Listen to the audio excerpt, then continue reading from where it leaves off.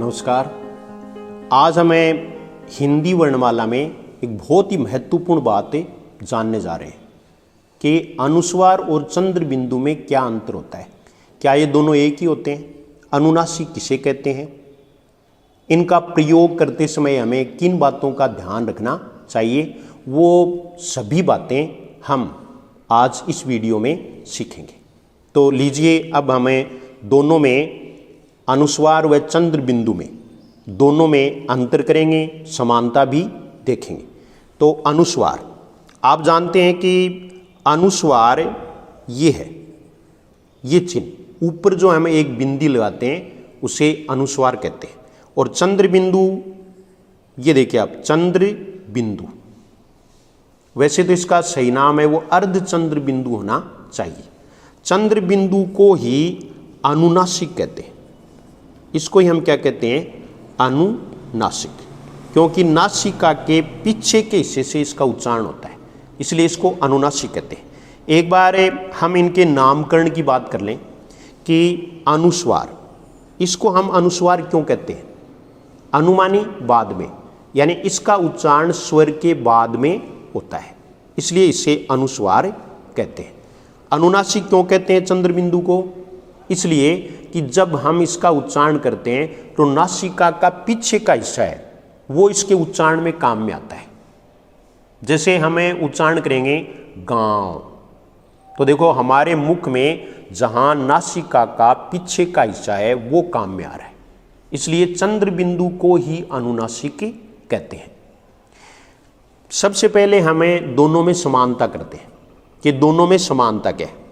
तो दोनों में समानता ये है कि दोनों के ही उच्चारण में नासिका की सहायता ली जाती है, इसलिए दोनों ही नासिके ध्वनियां हैं, दोनों नासिके ध्वनियां। दूसरी समानता क्या है? बिना स्वर के दोनों का ही प्रयोग नहीं किया जा सकता, बिना स्वर के प्रयुक्त नहीं हो सकता। जैसे पांच और पंच, यानी कभी भी हमें पे में हल्का निशान है और ये केवल व्यंजन है, तो इसके साथ में हम न तो चंद्र बिंदु का प्रयोग कर सकते और न ही हम पे में अनुस्वार का प्रयोग ही कर सकते। तो दोनों में दो समानता हमने देखी, दोनों नासिके ध्वनियां हैं।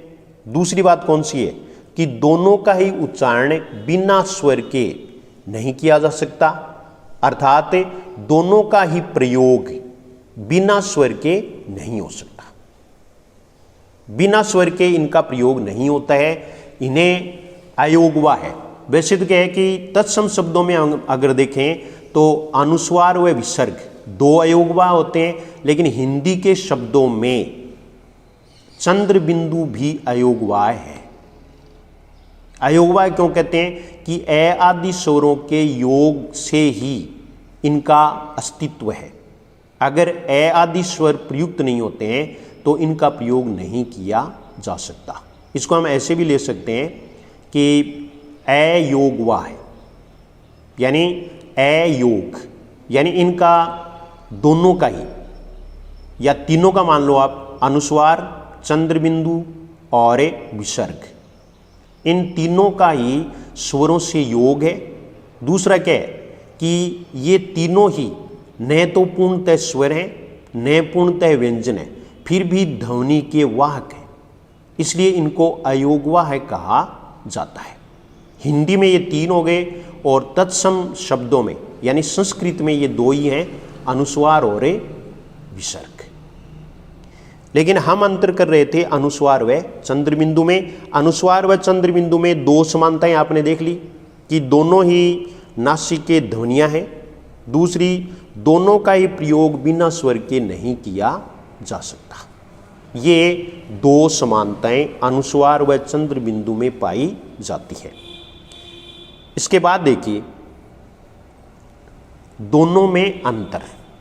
अंतर में आप देखो, एक तरफ है हमने अनुस्वार को लिया है, दूसरी तरफ है चंद्र बिंदु को लिया है, और दोनों में अंतर पहले उच्चारण के आधार पर अंतर प्रमुख है। इसमें उच्चारण के आधार पर अंतर भी है। देखो, दोनों का ही उच्चारण स्वर के बिना नहीं हो सकता, ये तो दोनों में समानता है। लेकिन इसमें आप देखेंगे कि उच्चारण को लेकर फिर अंतर क्या है। तो अनुस्वार में देखिए, अनुस्वार का उच्चारण स्वर के बाद में होता है, जबकि चंद्र बिंदु का उच्चारण स्वर के साथ में होता है। इसको हमें अभी उदाहरण के द्वारा भी समझेंगे, लेकिन पहले दूसरा अंतर कर लेते हैं। अनुस्वार का उच्चारण केवल नासिका से होता है और चंद्र बिंदु का उच्चारण मुख व नासिका दोनों से होता है। ये दो उच्चारण के आधार पर इन दोनों में महत्वपूर्ण अंतर है।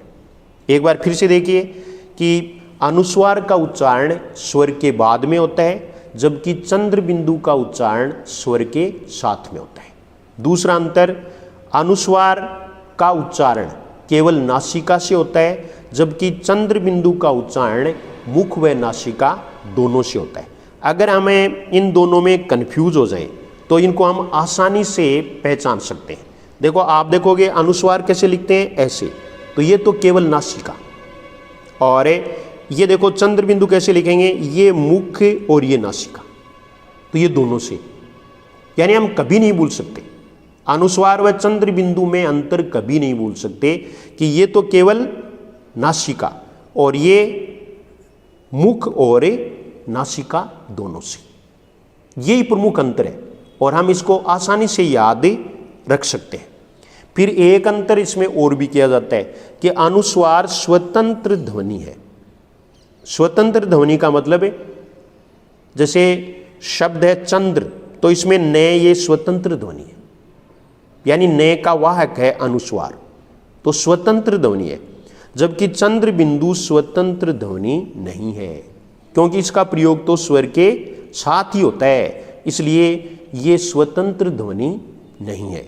जैसे हम उच्चारण करेंगे चांद, ये चांद नहीं होता, बल्कि क्या होता है, चांद। ऐसे दूसरे उदाहरण देखिए, दंत, तो दंत का मतलब ये, यानी यहां पर अनुस्वार न का वाहक है। जबकि ये देखिए आप दांत, ये कभी भी दांत नहीं होता, ये क्या है, दांत। क्योंकि हमने ये अंतर पढ़ा था कि अनुस्वार का प्रयोग स्वर के बाद में होता है। तो यहां उच्चारण करने में देखो स्वर के बाद आ रहा है, दंत, देह के बाद में आ रहा है, जबकि यहां है वो साथ में आ रहा है, बाद में नहीं आता। ये दोनों में अंतर है, अनुस्वार में और चंद्र बिंदु में। शुद्धिकरण में इनका महत्वपूर्ण स्थान है। जैसे हमें एक शब्द लिखना है गंवार, अब हमें देखो एक गंवार ऐसे लिखें या फिर ऐसे लिखें, तो दोनों में हमें अंतर करना है। जो ही आप उच्चारण करोगे ना गै, इसका मतलब ये चंद्र बिंदु है, तो ये सही होगा गंवार। ऐसे ही गांव, ठाव, छांव, पांव, ये सभी ऐसे शब्द हैं जिनमें चंद्र बिंदु का प्रयोग किया जाता है। एक अंतर हमें मोटे रूप में, लेकिन वो पूरे वर्णों में नहीं होता, और इसमें हम ये कह सकते हैं कि अनुस्वार हम पंचम वर्ण के स्थान पर प्रयुक्त कर सकते हैं, लेकिन उसके साथ में स्पर्श व्यंजन का योग होना चाहिए। तो पंचम वर्ण, जैसे यहां हमने देखा ना कि अनुस्वार है, उसके स्थान पर न का प्रयोग हो सकता है, लेकिन कभी भी चंद्र बिंदु के स्थान पर पंचम वर्ण का प्रयोग नहीं हो सकता। इसको हम एक और उदाहरण से भी देख सकते हैं। जैसे ये देखिए आप कि हमने एक उदाहरण लिया एवं, इसका उच्चारण करेंगे तो ये एवं में, तो ये देखो इसका उच्चारण हुआ है अनुस्वार का, जबकि चंद्र बिंदु में ऐसा नहीं होता। और आप कोई भी उदाहरण है वो ऐसे ले सकते हैं, कोई भी उदाहरण है वो हमें इसमें ले सकते हैं। जैसे ये देखिए आप गायें, तो ये गायम, क्या ऐसे हो सकता है, ये नहीं हो सकता ना। इसका मतलब यहां देखने में अनुस्वार है, लेकिन है ये चंद्र बिंदु। इसका एक नियम है, वो ये है कि जो शिरोरेखा होती है उसके ऊपर अगर कोई भी मात्रा आएगी तो वहां अगर अनुनासिक का प्रयोग भी है तो भी हम चंद्र बिंदु का प्रयोग नहीं कर सकते, बल्कि वहां पर हम अनुस्वार का ही प्रयोग करेंगे। क्योंकि चंद्र बिंदु का प्रयोग करना उचित नहीं है। तो ऐसे हिंदी शब्द या तद्भव शब्द जिनमें शिरोरेखा के ऊपर मात्रा होती है, उनमें चंद्र बिंदु के स्थान पर भी अनुस्वार का ही प्रयोग होता है। ये प्रश्न विभिन्न परीक्षाओं में पूछा भी जाता है, तो वहां आपको ये तरीका अपनाना चाहिए जो मैंने आपको बताया ना, कि जैसे गायें, ये देखिए आप, तो यहां मैं लगा के देख लें, इसका मतलब ये देखने में अनुस्वार है लेकिन ये ध्वनि अनुनासिक है, ये अनुनासिक ध्वनि है। तो इस प्रकार से आज हमने अनुस्वार और चंद्र बिंदु में अंतर किया। मैं आशा करता हूं कि ये अंतर आपकी समझ में आया हो।